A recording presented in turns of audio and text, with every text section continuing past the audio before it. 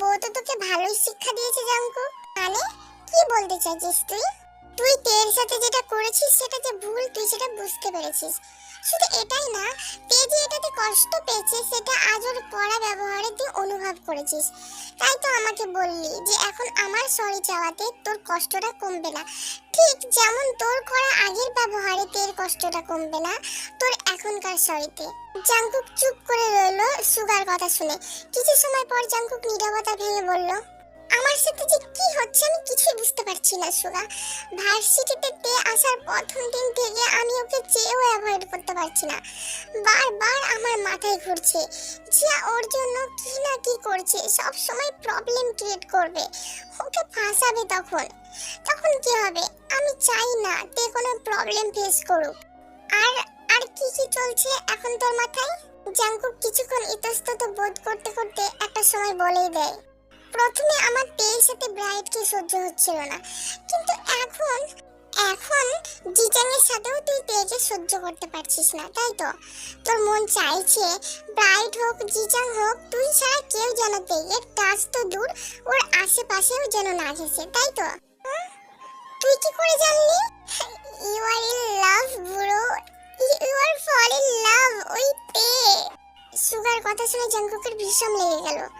Sugar সেটা দেখে হেসে জাঙ্কুককে জল দিলে জাঙ্কুক সেটা ঢক ঢক করে খেয়ে নেয়। তারপর চোখকে বড় বড় করে হাঁপাতে হাঁপাতে জিজ্ঞেস করে, কি কি বললি? তোর মতো অবস্থা আমারও, আমি নিজেই ভেবে পাচ্ছি না তুই জিয়ান জাঙ্কুক ভালোবেসে ফেলেছে।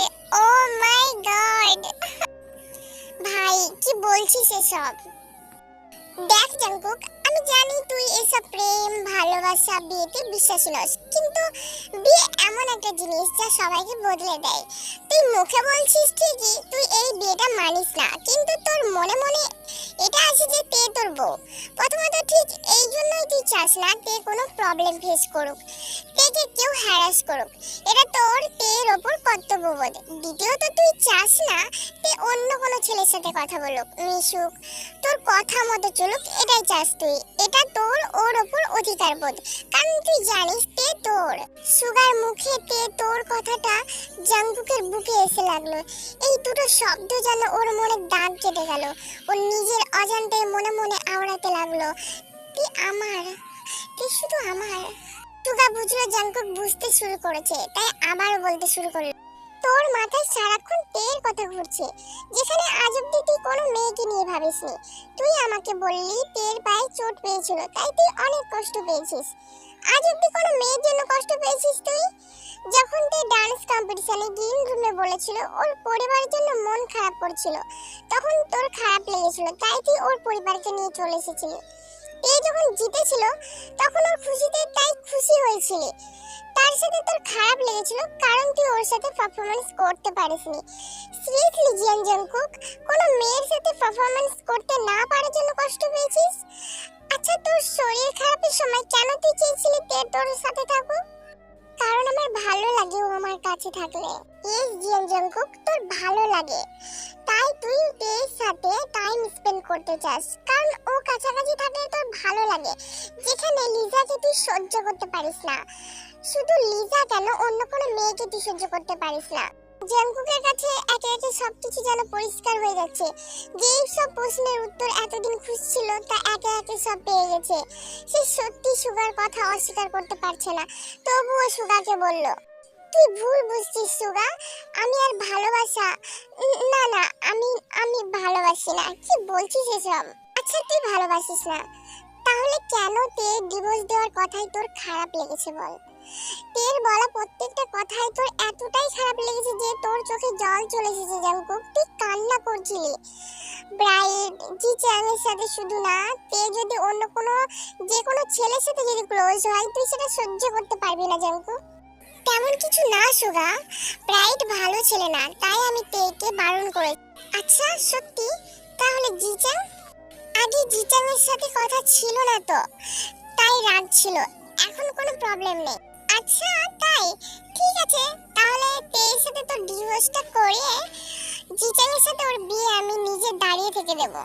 সুগা একদম বাড়াবাড়ি করবি না বলে দিলাম, লিমিট ক্রস করছিস তুই। জাঙ্কুক সুগার কলার ধরে কথা বললে সুগা কোনো রিয়াক্ট করে না, শুধু ওর দিকে তাকিয়ে হাসছে। জাঙ্কুক নিজের রিয়াকশন বুঝে সঙ্গে সঙ্গে সুগাকে ছেড়ে দিল। ভাব একটু এই বিষয়ে, সব ক্লিয়ার হয়ে যাবে তোর কাছে। আমি জাস্ট তোকে হেল্প করার জন্য পয়েন্টগুলো ক্লিয়ার করে দিলাম, ওকে? সুগা কথাগুলো বলে বেরিয়ে গেলে জাঙ্কুক চিন্তিত হয়ে পড়ে, কিন্তু তের কথা মনে পড়তেই নিজের অজান্তে সে হাসে। এই জিমিন, ওদিকে এত চিৎকারের শব্দ হচ্ছে কেন রে? হ্যাঁ, আমি তো সেটাই শুনতে পাচ্ছি। কেউ কি এসেছে নাকি? ঠিকই তো, ওদিকে তো ভার্সিটির মেন গেট, কিন্তু কে এমন এসেছে যে এত চিৎকার হচ্ছে? দেখ, তোর কম্পিটিটর এসেছে হয়তো। তুই যেদিন নিউ লুক নিয়ে এসেছিলি সেদিনও এরকম হয়েছিল। চুপ কর আর চল। ধুর, খালি ধমক দেয়। তে আর জিমিন ভার্সিটির মেন গেটের দিকে এগিয়ে এলে দেখতে পাই জাঙ্কুক গাড়ি নিয়ে গেটের সামনে দাঁড়িয়ে আছে।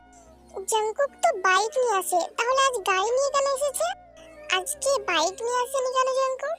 কথাটা জিমিনকে জিজ্ঞেস করাতে জিমিন ঘামছে, দেখে মনে হচ্ছে নার্ভাস হয়ে পড়েছে। ওর হাত ধরে আরেকটু এগোতেই দেখলো দুটো ছেলে দাঁড়িয়ে সবার সাথে কথা বলছে। জিমিন, তুই চিনিস জাঙ্কুকের পাশে দাঁড়িয়ে থাকা ছেলেটাকে? এই জিমিন, কি হয়েছে বল তো তোর? এরকম চুপ কেন?